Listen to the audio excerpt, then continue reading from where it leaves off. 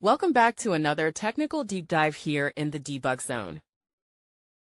Today, we're tackling a big question and breaking it down with insights from other users. Hopefully, this clears up some misconceptions and helps you get the answer you need. So, buckle up, stay a little curious, and let's jump right in.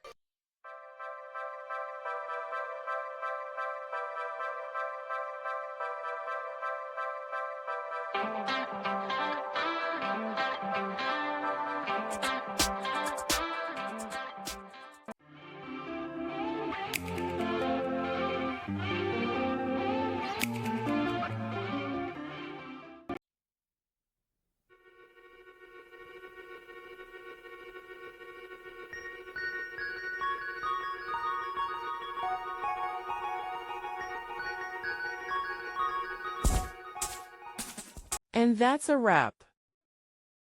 I hope you found the answer you were looking for. If you did, take a second to hit that subscribe button. It really helps out.